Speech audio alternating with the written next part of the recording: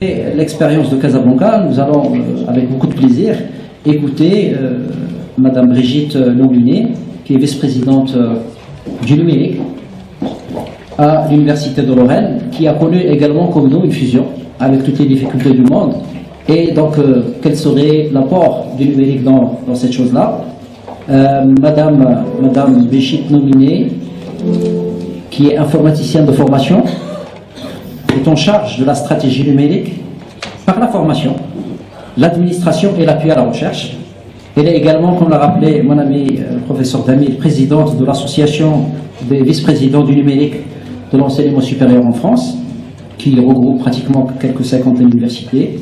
Et elle est également membre du comité numérique issu de la CPU, de la conférence des présidents universitaires de France.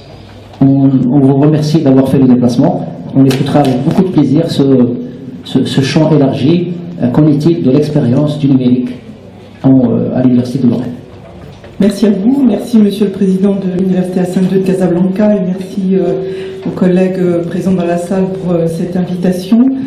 Je vais essayer d'évoquer avec vous les problématiques de stratégie du numérique dans une université, pas nécessairement sous l'angle uniquement de l'Université de Lorraine, mais un peu plus général les problématiques qui se posent dans les universités, et je pourrais faire des allers-retours avec des expériences peut-être locales et peut-être des points d'attention qu'on a pu rencontrer.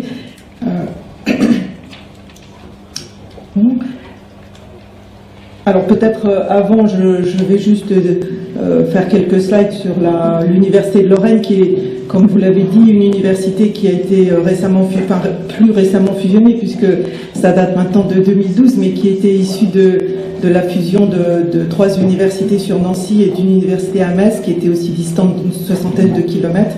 Et donc nous pouvons comprendre les points de difficulté pour réaliser des fusions d'établissements dans des temps assez contraints et les problèmes que ça peut poser à la fois pour les personnels mais pour les étudiants par rapport à l'offre de formation.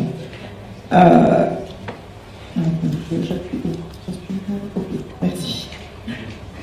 Alors, juste, je vous parlerai juste rapidement des chiffres clés. Donc, le budget de l'Université de Lorraine, c'est à peu près 630 millions d'euros, dont une grande partie provient de la dotation de services publics de l'État et l'autre partie provient des contrats de recherche et puis de formation continue, qui sont une source de financement pour l'établissement.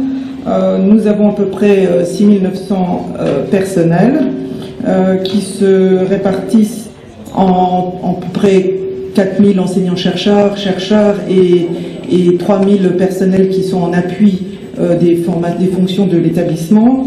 Et puis, après la fusion, nous avons maintenant 60 laboratoires. Ça paraît un nombre qui n'ira pas plus bas. Hein. Il y a toutes les thématiques de représenter. Et puis, une quarantaine encore de composantes de formation. Nous avons encore un peu plus de formation que vous. Et il y a encore des choses qui pourraient être sûrement fusionnées, qui le seront plus tard.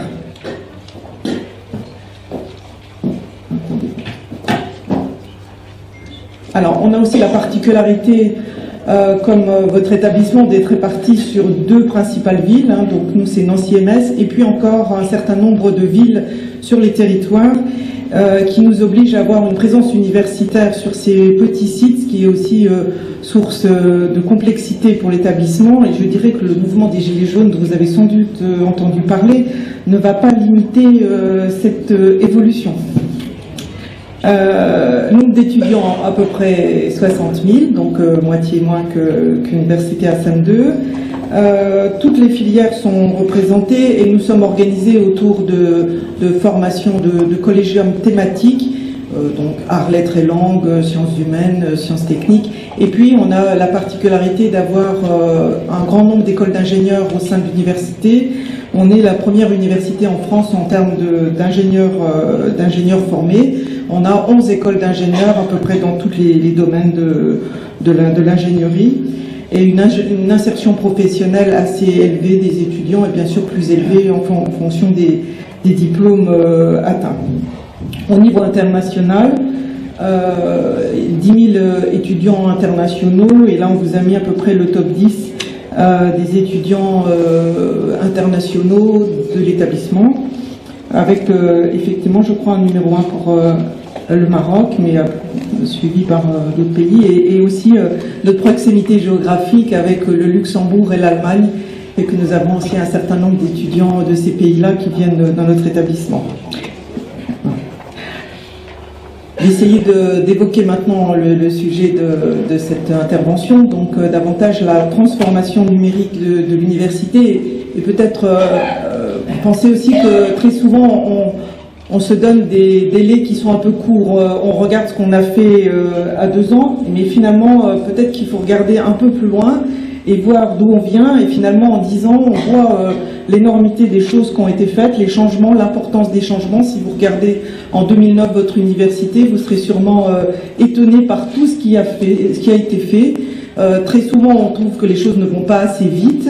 Alors bon, il y a sûrement que ça pourrait aller plus vite, mais bon, il y a des problèmes souvent de ressources humaines, de ressources financières. Et finalement, les universités avancent toutes. Et je pense que ce qu'a montré tout à l'heure mon collègue Noureddine montre que l'Université Hassan II fait beaucoup de choses en numérique. En tout cas, ça m'a impressionné de voir tous les volets qui étaient assurés par votre établissement. Et donc, c'est bien que la transformation numérique, c'est un sujet qui vous semble prioritaire et que votre établissement a pris en compte. Alors, juste pour moi, la transformation numérique, c'est pas que la partie learning digital, mais c'est bien, ça doit bien englober tous les aspects, formation, appui à la recherche, administration, service aux étudiants. C'est l'ensemble de ces points-là qui doit être étudié dans la transformation numérique. Il y a de nombreuses demandes. En général, les collègues veulent que beaucoup de choses soient faites. Et il faut bien faire une priorité, un arbitrage entre toutes les demandes. Et c'est souvent là que la difficulté est plus importante. Et tout étant prioritaire, il est compliqué d'arbitrer les projets. Alors, pour moi, il ne doit pas y avoir une stratégie du numérique à part de la stratégie de l'établissement. C'est bien, d'abord, on parle de la stratégie de l'établissement. L'Université Hassan II a ses projets prioritaires, et le numérique va essayer de s'accoster à ces projets prioritaires et de décliner un plan d'action qui tient compte du projet de l'établissement. Donc, bien sûr, partout, on va avoir l'accompagnement des pratiques pédagogiques. Hein, c'est pas quelque chose de très innovant, mais on voit bien aujourd'hui qu'il faut faire évoluer ces pratiques que l'on a dans notre formation.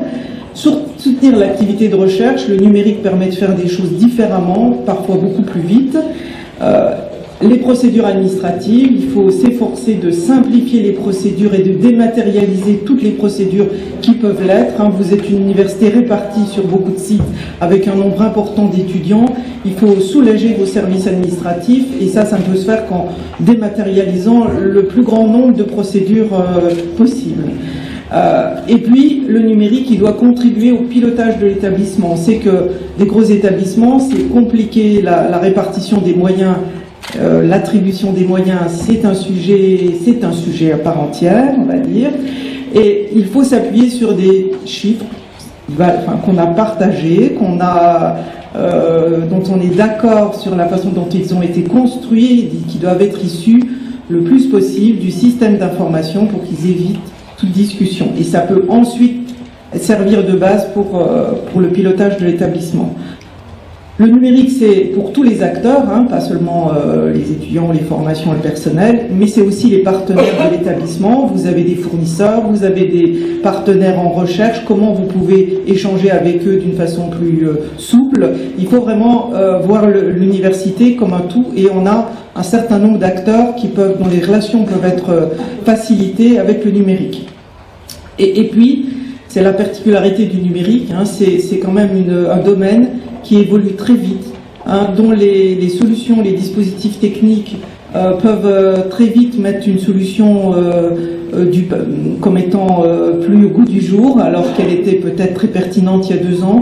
Donc il ne faut pas avoir peur aussi de se dire j'ai fait ce choix-là aujourd'hui, c'est plus le bon choix, on va évoluer vers autre chose, parce qu'il y a une évolution qui est beaucoup plus forte encore que dans d'autres domaines techniques scientifiques. Donc il ne faut pas les ignorer, il faut essayer de saisir et voir comment ils peuvent aider à améliorer le fonctionnement. Donc là j'ai cité la mobilité, le cloud, la blockchain. La blockchain, ça peut être utilisé dans la certification des diplômes. On sait que c'est un sujet, en tout cas en France c'est un sujet. Parfois, pour comment s'assurer que les employeurs demandent à avoir la certitude que le diplôme est vrai, eh bien, il y a probablement des solutions à faire avec la blockchain, bon, l'intelligence artificielle au sens large. Vous avez évoqué le BIOD, mais c'est vrai qu'aujourd'hui, les étudiants sont majoritairement équipés d'ordinateurs, donc il faut tenir compte de cet aspect-là. C'est pour l'établissement une possibilité aussi de limiter l'achat de certains ordinateurs pour dépenser sur autre chose. Hein. Communication collaborative, aujourd'hui, c'est un euphémisme de dire que c'est important. Hein. Et puis un sujet qui nous semble, en tout cas en France, très important, c'est l'ouverture des données. Les données, qu'elles soient les données administratives, les données de la formation, les données de la recherche. Il y a vraiment une problématique de réflexion à avoir sur les données. Ça peut être la source de nouveaux produits qu'on peut imaginer construire avec ces données. Est-ce qu'elles doivent être ouvertes? Est-ce qu'elles ne doivent pas être ouvertes? En tout cas, c'est pas un sujet forcément simple. La réponse n'est pas unique et elle doit être différenciée selon les thématiques. Mais c'est un sujet dont il faut se préoccuper. Voilà, la gouvernance des données de toutes sortes. Hein. Là, je vais un petit peu faire un focus sur la partie de digital learning. Hein.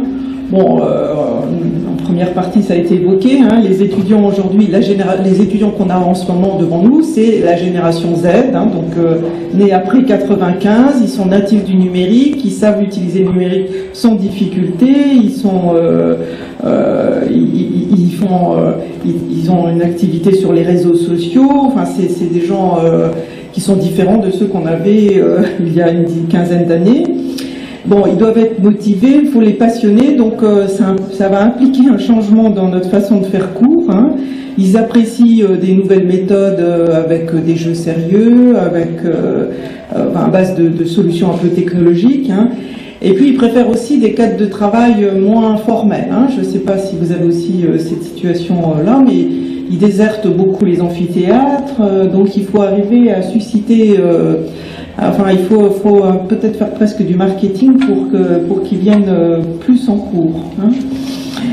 Ils disposent d'un accès facilité à l'information, hein, pour le prendre en compte. Ils ont le Wi-Fi, ils ont les smartphones, ils ont les ordinateurs. Donc on a une génération qui est différente de celle qu'on avait précédemment.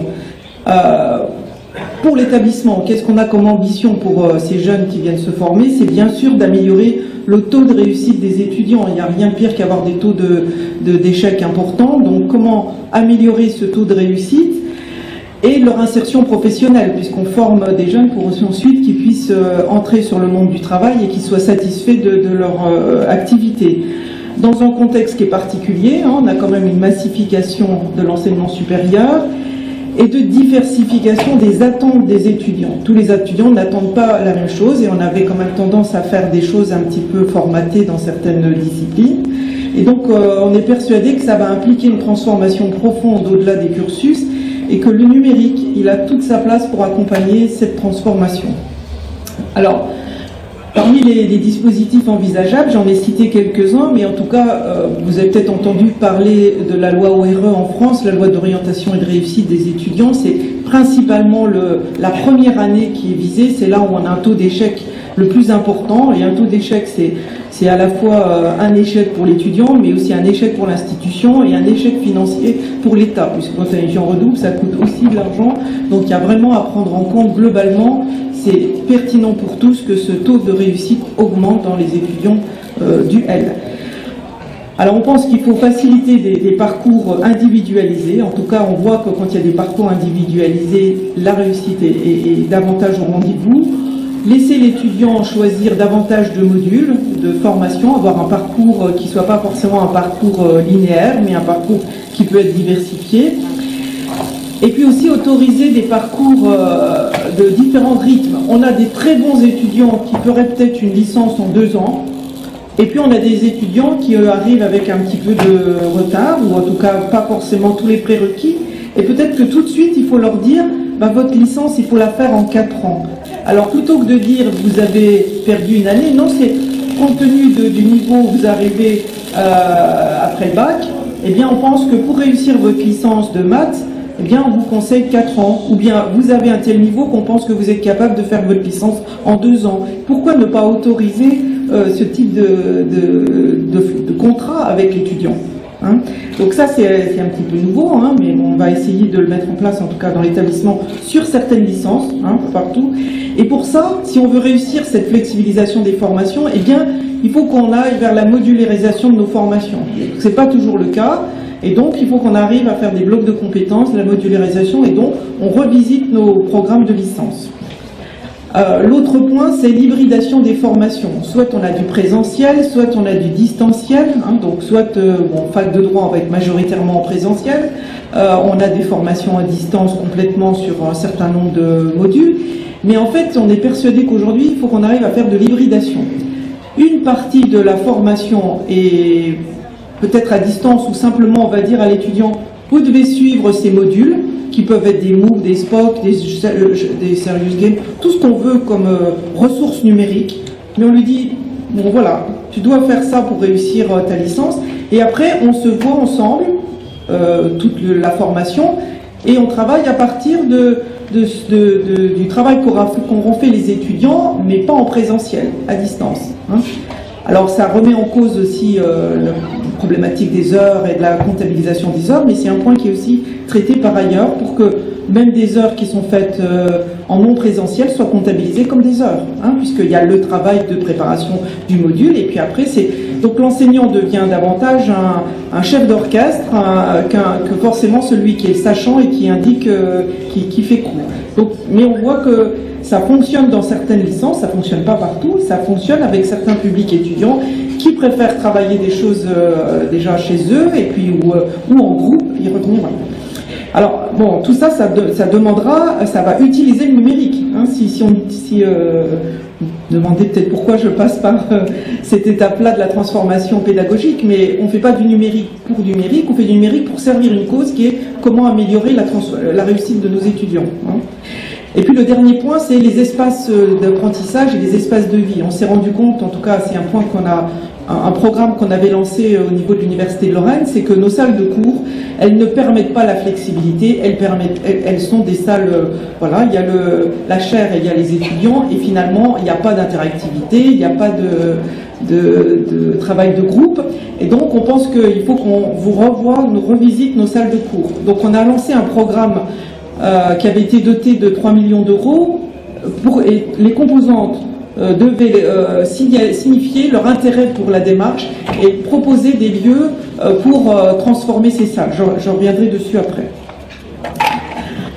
Là, je fais un petit peu, compte tenu des éléments que j'ai précisés, pourquoi on veut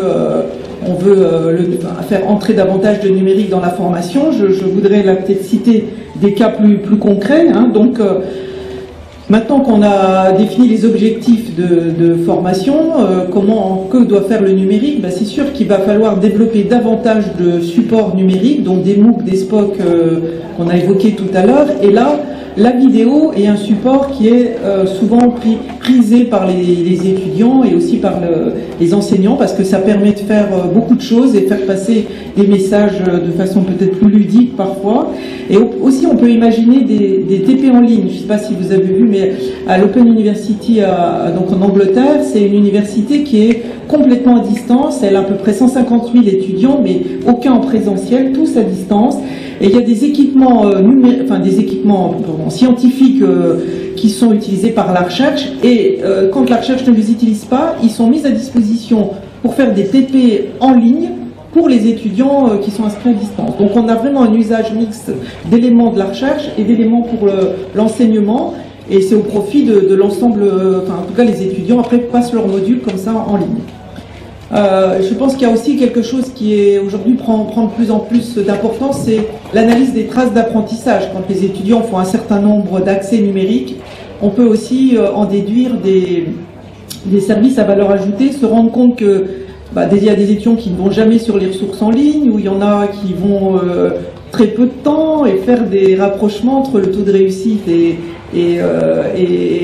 leur fréquentation des ressources numériques, et essayer d'avoir un regard bienveillant vis-à-vis d'eux en leur disant attention là, peut-être que vous êtes en train d'être sur une mauvaise pente et que tout nous indique que vous ne devriez pas arriver à finir l'année. Bon, voilà, alors ça on envisage pour l'instant. Après chez nous en France c'est un peu compliqué avec le règlement de protection des données personnelles, donc voilà, il faut Tout ça doit être vérifié avant qu'on puisse... on n'est que dans des expérimentations avant de pouvoir officialiser les choses. Parce qu'il faut rassurer les étudiants sur le fait qu'on n'utilisera pas à mauvais... Enfin, voilà, que c'est une utilisation bienveillante de ces données. Voilà. Un autre élément, c'est développer l'interactivité pendant les cours. Sinon, on a devant...